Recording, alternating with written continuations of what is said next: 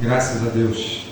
Vamos agora ouvir a palavra do Senhor, ouvir aquilo que Deus tem para nos dizer nessa noite.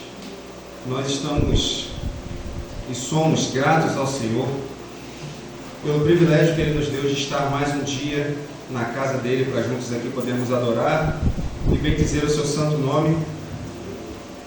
Eu sou grato a Deus porque o Senhor nos trouxe aqui nessa noite e Ele já nos ensinou hoje, Ele já falou conosco hoje, através da Sua palavra, desde o momento da leitura inicial. Nós juntos aqui podemos adorar ao Senhor. E hoje nós vamos continuar aqui a carta de Efésios, no capítulo 2. Nós vamos a partir do versículo 11, se Deus assim nos permitir, nós vamos até o versículo 22 hoje. Nós vamos entender um pouco mais daquilo que Deus está nos falando nessa carta tão maravilhosa. Então eu gostaria que você abrisse a sua Bíblia, você que está com o celular, pegasse o celular aí e abrisse a palavra do Senhor no texto de Efésios, no capítulo 2, a partir do versículo 11. E vamos juntos acompanhar aqui a mensagem da palavra do Senhor. Nós já estamos alguns domingos, acho que já estamos há quase 2 meses na carta de Efésios. Nós vimos aqui a poderosa mão do Senhor e de como Ele agiu durante a eternidade na sua majestosa ideia da criação e da remissão e da redenção do homem, e como a Trindade atuou ali, agindo para salvar aqueles que o Senhor chamou, que o Senhor escolheu antes da fundação do mundo. Nós vimos ali Deus elegendo, nós vimos ali Cristo pagando o preço por esses eleitos, e nós vimos o Espírito Santo confirmando essa salvação no coração daqueles que advém de salvar. No capítulo 2, nós vimos aqui, no primeiro momento, Paulo mostrando qual era a situação que nós estávamos, que os efésios estavam, que todos aqueles que não andavam com o Senhor, que não estavam com Deus, estavam antes do Senhor nos encontrar. Nós vimos no capítulo 2, nos primeiros versículos, como o mundo está sem Deus. A Bíblia diz que o homem estava morto nos seus delitos e pecados, e Deus, sendo rico em misericórdia, nos deu vida. Nós estávamos todos mortos nos nossos delitos e pecados, e Deus, sendo rico em misericórdia, nos deu vida e nos salvou por graça. Na semana passada nós falamos que o Senhor me salvou, o Senhor te salvou por pura graça. O texto vai dizer que Deus, sendo rico em misericórdia, nos deu vida e que pela graça nós somos salvos. E isso pressupõe para mim e para você de que nós não merecíamos, de que isso não fazia parte de nós, a salvação não era nossa, a salvação não nos pertencia, nós nunca pelas nossas forças conseguiríamos alcançar tão grande salvação, mas Deus, no seu rico amor, Ele decide salvar pecadores, decide salvar os seus inimigos, decide salvar homens e mulheres que estavam perdidos. Deus decide isso, e Ele decide tudo isso e nos prepara para boas obras, mostrando para mim e para você que se nós fazemos boas obras, se nós conseguimos realizar boas obras, nós só fazemos essas boas obras porque Deus havia preparado para que nós fizéssemos de antemão. Ou seja, Deus demonstra toda a sua soberania na salvação do homem. Ele não apenas decide salvar, mas Ele decide salvar aqueles que são seus e os prepara para realizar boas obras. E com isso nós concluímos de que as boas obras que nós fazemos não são para que nós sejamos salvos, mas elas são porque somos salvos. Então, se fazemos boas obras, é porque o Senhor nos salvou e nos chamou para elas. Amém? E nós entramos aqui agora na continuação desse capítulo, a partir do versículo 11. E eu gostaria que você acompanhasse com bastante atenção aí na sua Bíblia, junto comigo. Versículo 11 da carta aos Efésios, no capítulo 2, está dizendo o seguinte: não esqueçam que vocês, gentios, eram chamados de circuncidados pelos judeus, que se orgulhavam da circuncisão, embora ela fosse apenas um ritual exterior e humano. Naquele tempo, vocês viviam afastados de Cristo, não tinham os privilégios do povo de Israel e não conheciam as promessas da aliança. Viviam num mundo sem Deus e sem esperança. Agora, porém, estão em Cristo Jesus. Antigamente, estavam distantes de Deus, mas agora foram trazidos para perto dele por meio do sangue de Cristo. Porque Cristo é a nossa paz. Ele uniu judeus e gentios em um só povo, ao derrubar o muro de inimizade que nos separava. Ele acabou com o sistema da lei, com seus mandamentos e ordenanças, promovendo a paz ao criar para si, desses dois grupos, uma nova humanidade. Assim, ele os reconciliou com Deus em um só corpo por meio da sua morte na cruz, eliminando a inimizade que havia entre eles. Ele trouxe essas boas novas de paz, tanto a vocês que estavam distantes dele, como aos que estavam perto. Agora, por causa do que Cristo fez, todos temos acesso ao Pai pelo mesmo Espírito. Portanto, vocês já não são estranhos e forasteiros, mas co-cidadãos do povo santo e membros da família de Deus. Juntos, somos sua casa, edificados sobre o alicerce dos apóstolos e dos profetas, e a pedra angular é o próprio Cristo Jesus. Nele, somos firmemente unidos, constituindo um templo santo para o Senhor. Por meio dele, vocês também estão sendo edificados como parte dessa habitação, onde Deus vive por seu Espírito. Vamos orar? Senhor, obrigado, Senhor, por cada momento que já experimentamos aqui na Tua presença. E o nosso pedido, Senhor, é que o Senhor fale ainda mais aos nossos corações. Que o Senhor nos ajude, Senhor, a entender a Sua palavra, assim como o Senhor a quer transmitir ao seu povo, meu Deus. É a nossa oração em nome de Jesus, para a glória de Jesus. Amém e amém.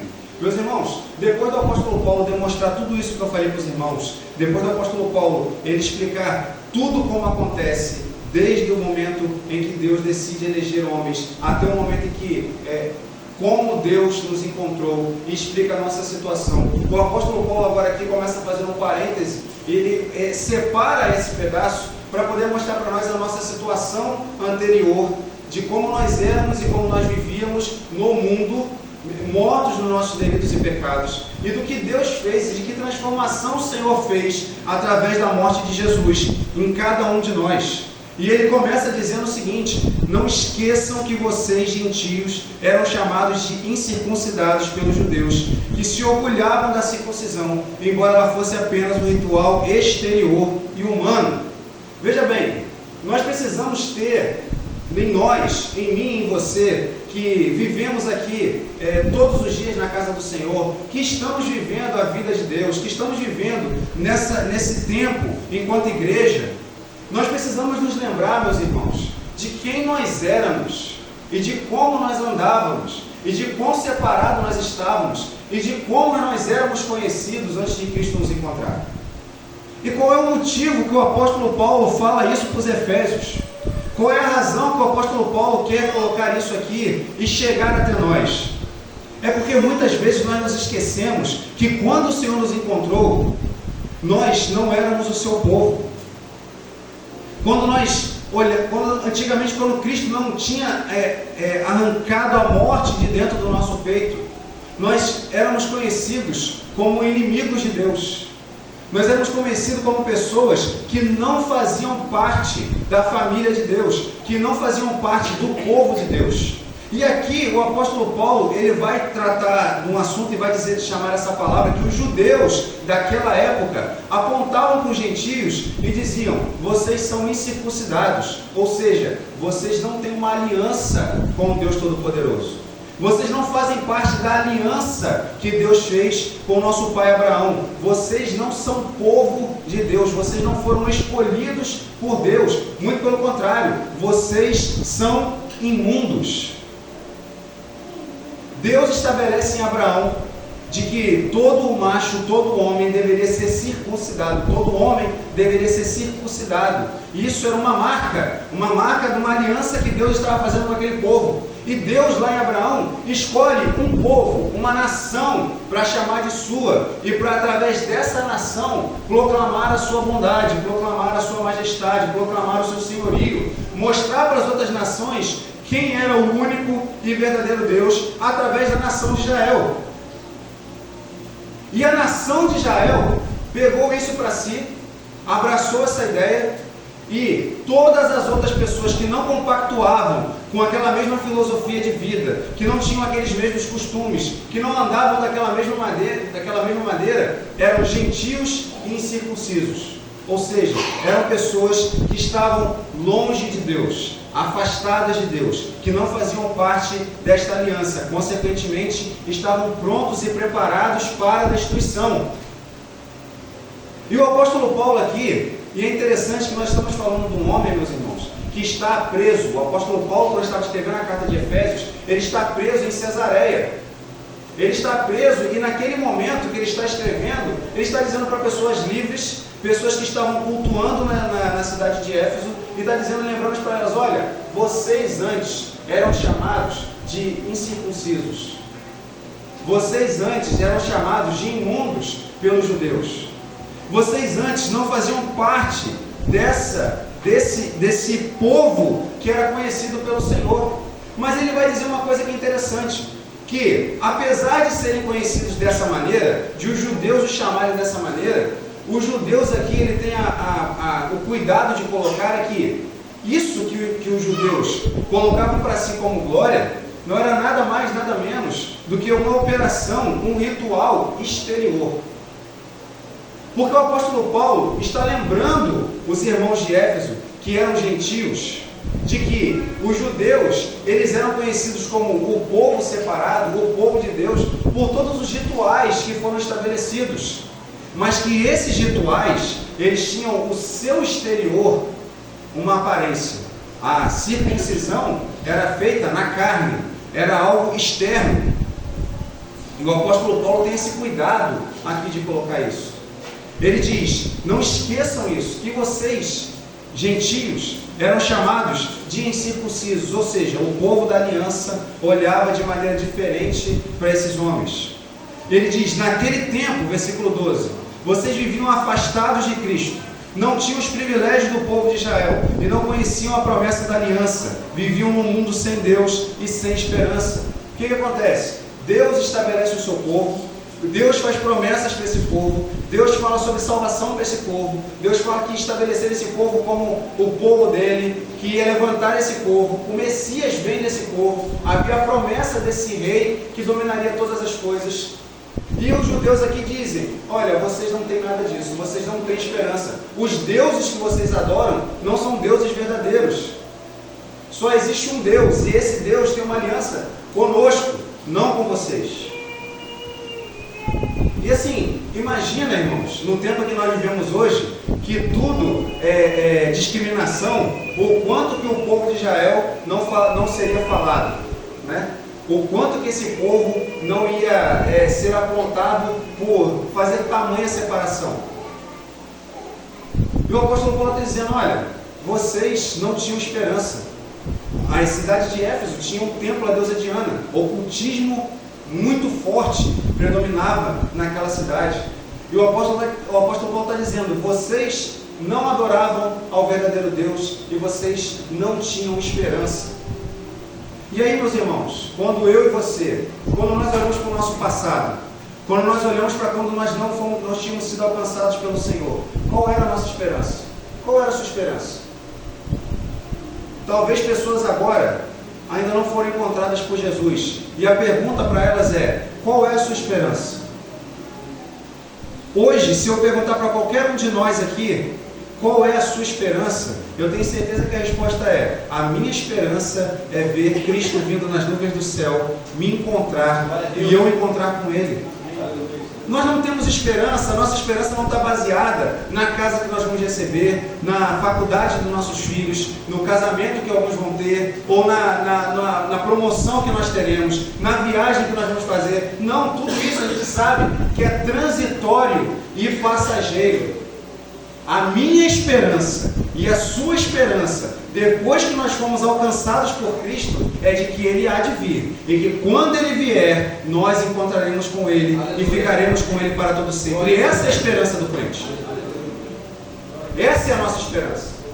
E Paulo está aqui fazendo esse exercício de memória com esses irmãos. Vocês não tinham esperança. Vocês não sabiam o que ia acontecer no próximo dia. Vocês não tinham firmeza no futuro. O futuro, para aqueles que não seguiam a Cristo, estava baseado em comida, bebida, estava baseado no que poderia ter e o que poderia não ter. O mundo hoje está baseado naquilo que tem e naquilo que não tem.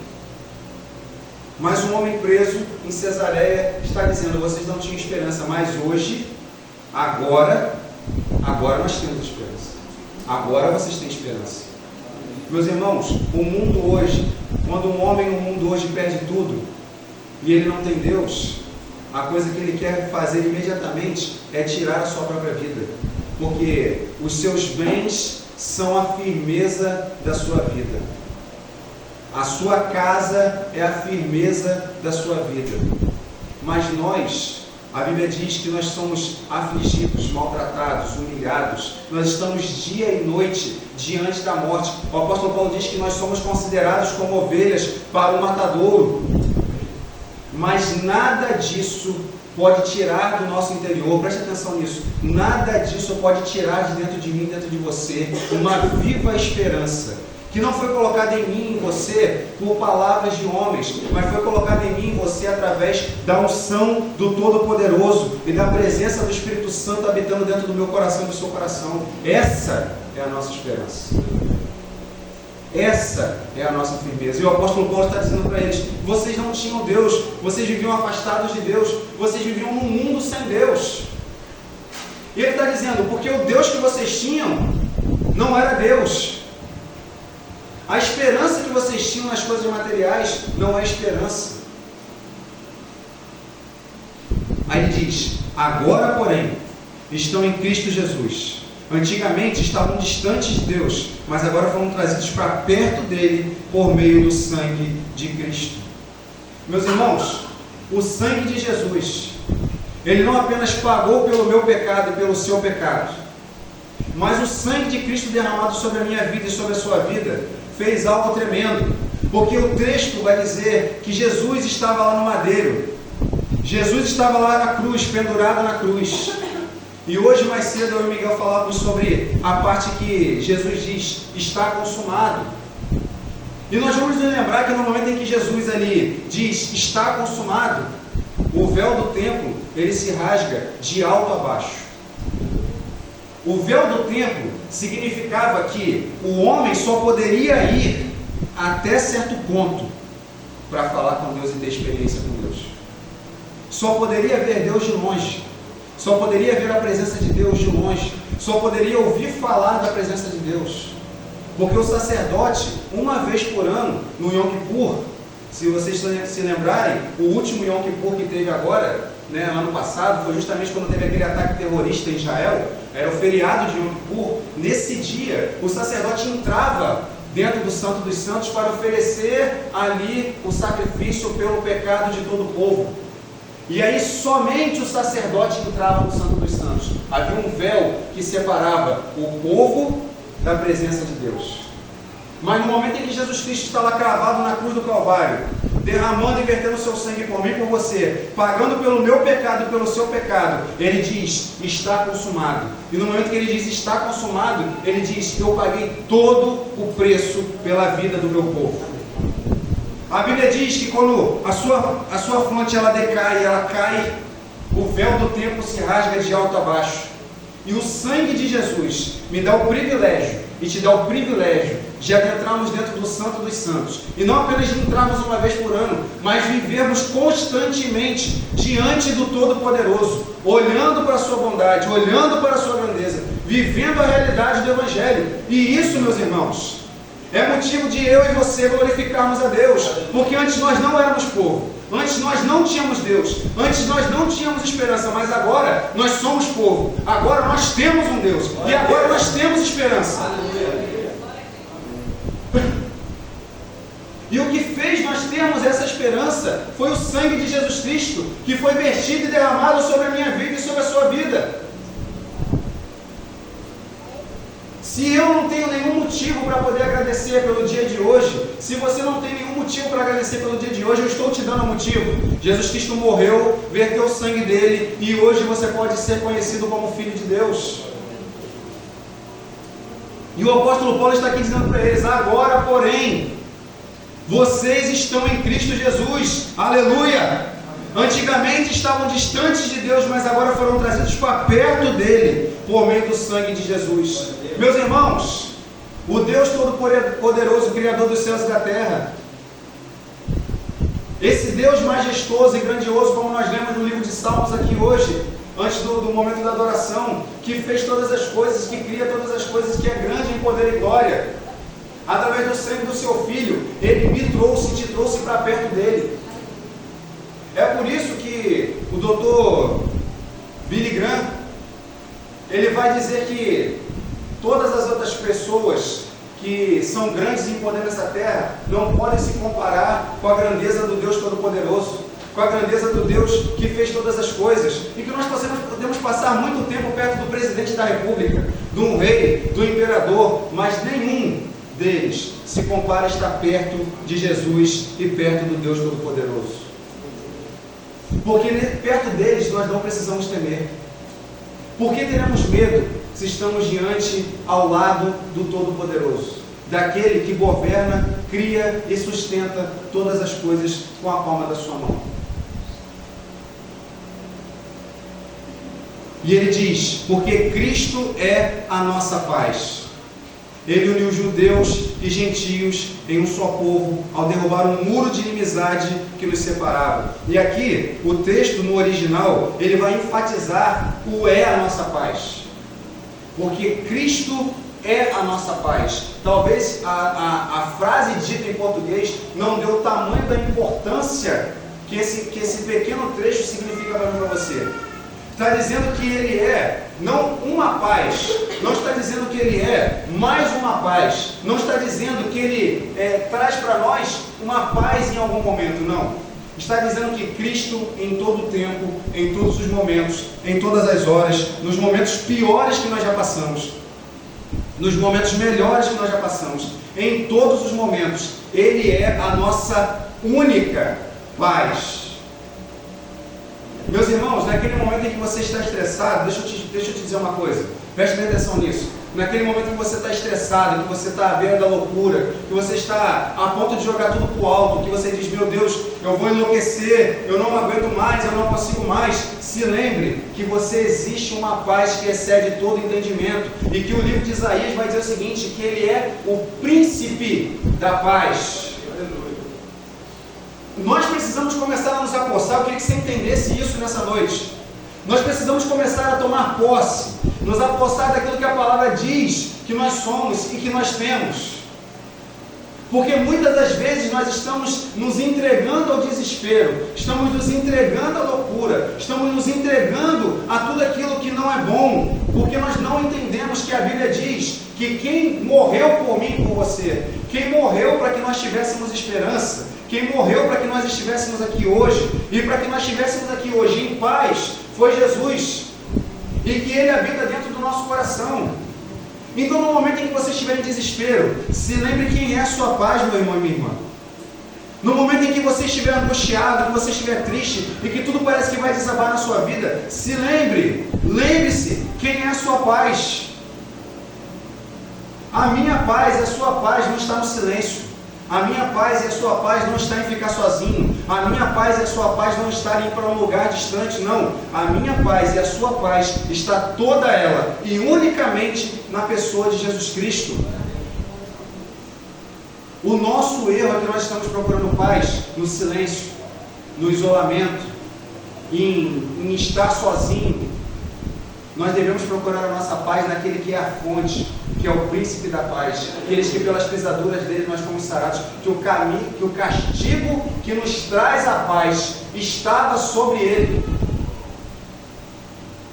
No momento, preste atenção nisso, eu queria que você prestasse atenção nisso, no momento em que você está em desespero, lembre-se que o castigo que te traz a paz estava sobre ele. Então lembre-se de Jesus na cruz no momento em que você estiver em desespero. Lembre-se de Jesus na cruz no momento em que você estiver sofrendo. Lembre-se de Jesus na cruz no momento em que você pensar em jogar tudo para o alto, porque você vai se lembrar como que a sua paz foi dada, de que maneira que você recebeu paz. Foi no sacrifício de Jesus na cruz. Ele é a nossa paz, porque Cristo é a nossa paz. Ele uniu judeus e gentios em um só povo, ao derrubar um muro de inimizade que nos separava. Veja bem, no templo, em Jerusalém, existia um muro que separava judeus e gentios. Os gentios deveriam ficar do lado de fora do muro do templo, e os judeus podiam adentrar até uma certa parte do templo. Isso era uma lei mosaica, que não podia ser quebrada. E existiam placas em todos os lugares dizendo que se algum gentio entrasse naquele recinto, ele seria morto, e a morte dele seria justificada pela lei de Moisés. Veja bem, essa separação, ela acaba em Jesus. Essa separação, ela termina no sacrifício vicário de Jesus. Jesus é a nossa paz. E aquela separação que existia, ela já não existe mais. Não existe mais judeus e gentios. Existe apenas um povo, feito por Cristo na cruz do Calvário, estabelecido por Jesus na cruz do Calvário. E esse povo, adivinha quem é esse povo? É a igreja do Senhor. É a igreja santa e imaculada. É a igreja universal. É a igreja católica. É aquela única igreja. Aquela igreja que é a noiva do Cordeiro. E nós somos essa igreja. Eu sou essa igreja, você é essa igreja. Jesus aqui, ele está tratando de um só povo.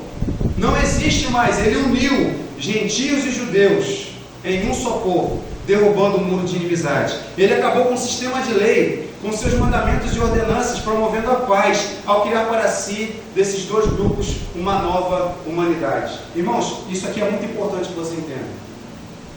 Algumas Bíblias vai dizer o seguinte, porque ele acabou com a lei. E aí alguém pode dizer assim, então beleza, se Jesus ele acabou com a lei, se ele acabou com o sistema de lei, se a lei agora não existe mais, então tá bom. Então se não tem lei, a gente pode viver de qualquer maneira. Não é isso que o apóstolo Paulo está dizendo aqui. Veja bem, Jesus nasce em Israel, ele está debaixo da lei que o próprio Deus entregou a Moisés ali no deserto. E ali ele cumpre fielmente em vida todos os requisitos da lei. Ele faz tudo e cumpre tudo aquilo que a lei ordena que seja cumprido. Só que, se Jesus tivesse cumprido toda a lei em vida, sem cometer nenhum pecado, ainda faltaria alguma coisa. Porque a Bíblia diz que todo pecado só pode ser pago com sangue.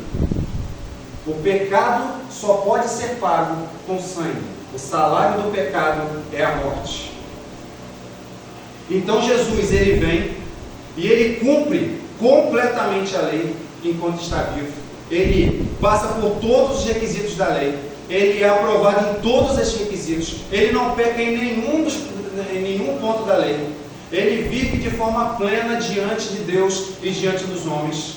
Mas, no final, é necessário que ele entregue a sua vida e de que ele verta o seu sangue para poder pagar pelos pecados do seu povo. Então, quando o texto está dizendo que Jesus, ele acabou com o sistema da lei, com seus mandamentos e ordenanças, é porque ele cumpriu em vida todos os requisitos da lei. E ele pagou o preço de sangue que era necessário pagar, para que aqueles que estavam vivendo em pecado, para aqueles que andavam longe de Deus, para aqueles que viviam afastados de Deus, pudessem experimentar e se tornar povo de Deus. Jesus não apenas morreu na cruz do Calvário para pagar pelos nossos pecados, mas para poder demonstrar que a lei poderia ser cumprida, e para cumprir toda a lei, ele vive em santidade diante dos homens e diante de Deus. E ele estabelece o quê? Uma nova aliança para mim e para você. A aliança da lei, a aliança mosaica, a única coisa que ela fazia comigo e com você era nos matar. Porque nenhum de nós aqui conseguiríamos cumprir todos os requisitos que estavam estabelecidos ali. Mas Jesus cumpriu. E porque ele cumpriu, nós temos esperança. E não apenas cumpriu, mas ele pagou o preço de sangue que era necessário para a salvação daqueles que adquiriram de salvar. Aleluia! E depois disso, ele cria uma nova humanidade. Nós fomos mortos em Adão, o primeiro homem. Através do primeiro homem nós morremos. Adão pecou e arrastou toda a humanidade para o pecado. Mas através do último Adão, nós ganhamos vida. O primeiro Adão, ele fez com que toda a humanidade, toda a criação padecesse por causa do pecado. Mas o segundo Adão restaurou a aliança que existia entre o homem e Deus, a aliança que existia entre o Criador e a sua criatura. E isso é maravilhoso, meus irmãos. Você sabe por quê? Porque vai chegar um momento em que esse mesmo Senhor, Ele há de restabelecer todas as coisas, toda a criação. Ele nos deu essa reconciliação, e Ele há de restabelecer toda a criação nele mesmo.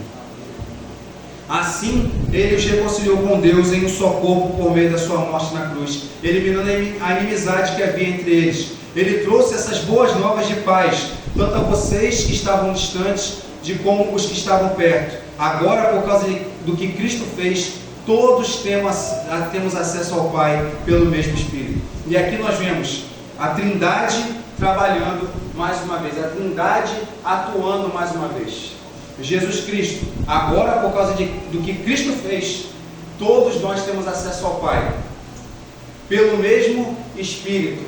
Por quê? O Espírito é o selo, é o penhor da nossa salvação. É aquilo que está habitando dentro do meu coração, do seu coração aqui agora, que confirma que somos filhos de Deus, que confirma que somos eleitos de Deus, que temos a vida de Deus, que nos auxilia na nossa jornada cristã, que nos mostra que a vida cristã é possível, porque nós temos a ajuda do Todo-Poderoso habitando dentro de nós. Então o Pai, o Filho e o Espírito Santo reconcilia a humanidade, a sua criação consigo mesmo, e trabalha para que eu e você tenhamos uma vida plena nele. Aleluia. Portanto, vocês já não são estranhos e forasteiros, mas concidadãos do povo santo e membros da família de Deus. Aleluia. Meus irmãos, quem somos nós para que o Senhor se lembre de nós? Quem é a criatura pecaminosa para que Deus se lembre? Nós hoje, Paulo vai dizer, portanto, vocês já não são estranhos. Veja, Cristo olha para mim, olha para você e nos reconhece como seus. O Pai olha para mim e para você e nos reconhece como filhos. Nós não somos estranhos, nós não chegamos diante do Senhor como se nós chegássemos diante de alguém que não nos conhece e que nós não conhecemos. Muito pelo contrário, Ele nos conhece, Ele nos vê, Ele nos enxerga, Ele sabe quem nós somos, Ele sabe das nossas debilidades, Ele sabe dos nossos pecados, mas o seu amor tão grande fez com que Cristo derramasse o sangue dele por mim e por você, e nos lavasse, nos purificasse, e nos fizesse conhecidos dele, não como alguém que é um vizinho, não como alguém que passa na sua frente, não. Nós somos conhecidos de Deus como filhos dele. Meus irmãos, isso precisa trazer ao meu coração e ao seu coração verdadeira alegria, porque não importa o que o mundo diz de você, não importa o que a humanidade inteira, o seu vizinho, o seu patrão, o seu cônjuge, o seu filho, a sua avó, não importa o que dizem de você, o que falam de você, importa o que Deus diz acerca de mim, de você, e o que Deus diz acerca de mim, de você, é que nós somos conhecidos, é que Ele nos conhece, é que Ele sabe quem nós somos. Não existe remédio melhor para aqueles que estão vivendo uma vida cabisbaixa, para aqueles que estão vivendo uma vida de tristeza, de angústia, de solidão, de abandono, do que ouvir de que o Todo-Poderoso, Criador de todas as coisas, olha para mim, olha para você e te conhece. O crente, ele tem ferramentas e ele tem palavra do próprio Deus para não viver cabisbaixo, para não viver triste. Porque que nós estamos vivendo, nós não somos forasteiros, não estamos vindos de outro lugar e passando por aqui, não. Nós somos conhecidos dele, muito pelo contrário. Se nós só somos forasteiros dessa terra, nós só somos forasteiros desse mundo, porque nós não pertencemos a esse mundo, nós não pertencemos a essa pátria. A nossa pátria está com o Senhor, com Deus. Nós o conhecemos, Ele nos conhece. Nós somos cidadãos do céu, nós somos cidadãos daquele que é o Rei Todo-Poderoso. Aleluia!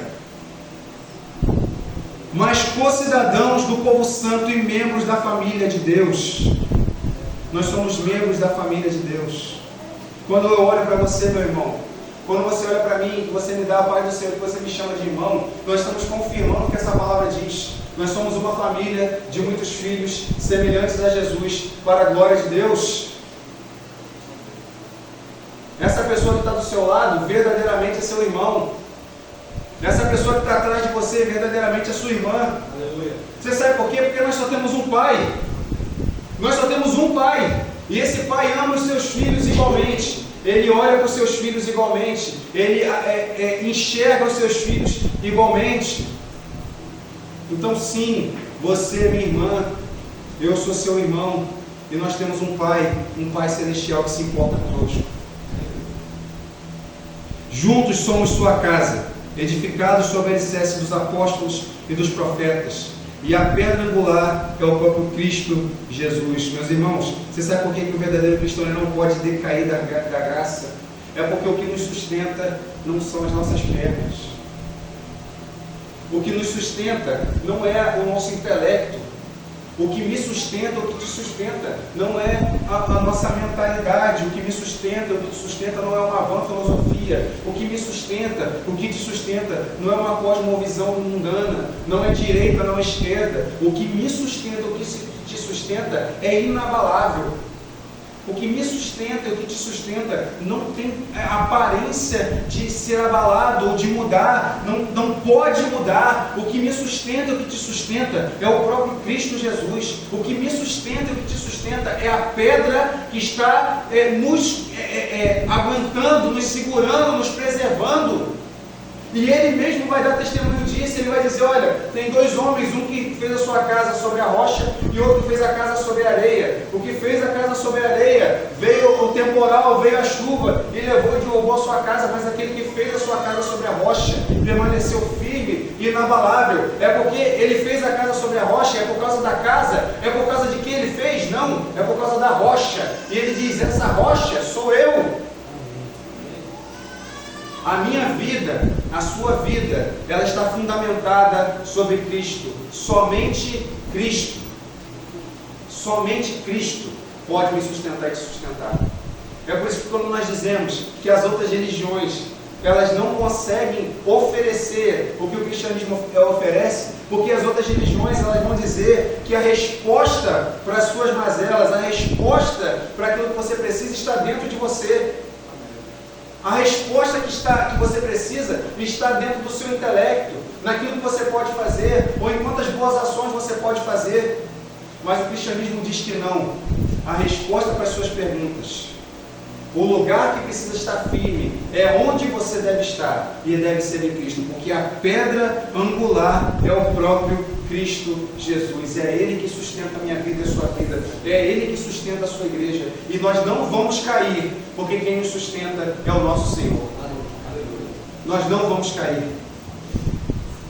Nele somos firmemente unidos, constituindo um templo santo para o Senhor. Por meio dele, vocês também estão sendo edificados como parte dessa habitação, onde Deus vive por seu Espírito. Irmãos, imagina isso. Imagina que outrora esse seu coração e o meu coração não batia, não se movia, estava morto, estava acabado, não tinha esperança. Mas a misericórdia de Deus nos alcançou, a graça soberana dele nos alcançou. O seu santo Filho verteu o seu sangue e pagou pelos nossos pecados. E a partir disso tudo, esse coração que antes não valia nada, esse coração que antes só tinha morte, tristeza, dor e desespero, passou agora a ser templo e habitação do Todo-Poderoso, na pessoa do Espírito Santo. Qual é a religião que pode oferecer isso? Deus dentro do homem. Emanuel, Deus dentro de nós. Deus dentro de mim, dentro de você. E Cristo, na pessoa do Espírito Santo, habita dentro de nós. Habita dentro de mim, habita dentro de você. Meu querido, eu não sei, sinceramente, como você vai sair daqui dessa noite, ou como você vai ficar depois dessa mensagem. Mas uma coisa você pode ter certeza: se o seu coração não sair daqui regozijando de alegria, em saber de tudo isso que você é em Cristo, se coloque de joelho, peça ao Senhor para colocar a paz e a alegria dele dentro do seu coração. Olhe para a cruz, encontre esperança verdadeira. Olhe para a mensagem da cruz. Essa é a boa notícia. Vocês não eram povo, mas por causa do sacrifício de Cristo Jesus, hoje você é povo. Essa é a boa notícia. Vocês estavam mortos nos seus delitos e pecados, mas Deus resgatou vocês e te trouxe para perto dele. Essa é a boa notícia. Você estava afastado dele, mas hoje você é a habitação dele. E isso tem que alegrar o meu coração e o seu coração. Senhor, eu sou grato a Ti, somos gratos a Ti, porque não foi, Senhor, por qualquer motivo que nós fomos salvos, mas foi pelo Teu único e verdadeiro amor, Senhor. Foi pela Tua bondade e misericórdia que nós fomos alcançados. E eu sou grato a Ti, Senhor, porque eu sei que o Senhor não nos deixará cair, Senhor. Deus, os nossos pecados não vão nos separar de nós, não podem nos separar de Ti, Senhor. Os nossos pecados não podem nos separar de quem o Senhor é, porque o Senhor pagou todos eles na cruz do Calvário. Mas pedimos a Ti, Senhor, ajuda-nos, Senhor, a não pecar. Para sermos gratos, Senhor, porque hoje nós temos um Pai verdadeiro. Nós temos um Pai que nos ama, que nos conhece e que está junto conosco, Senhor. Ajuda-nos, Senhor, a entendermos a Tua palavra e olharmos para Ti e enxergarmos em Ti verdadeira paz. Que nos momentos de loucura e desespero, que o Senhor seja a nossa paz. Que olhemos para Ti, ó Príncipe da paz, e encontremos a paz que excede todo entendimento. Que os nossos corações estejam alegres, porque nós não somos o que o mundo diz que nós somos, mas nós somos filhos do Deus vivo e todo-poderoso. Meu Deus, entregamos tudo em Tuas mãos e somos gratos a Ti por tão grande salvação. É a nossa oração, em nome de Jesus e para a glória de Jesus. Amém. Amém.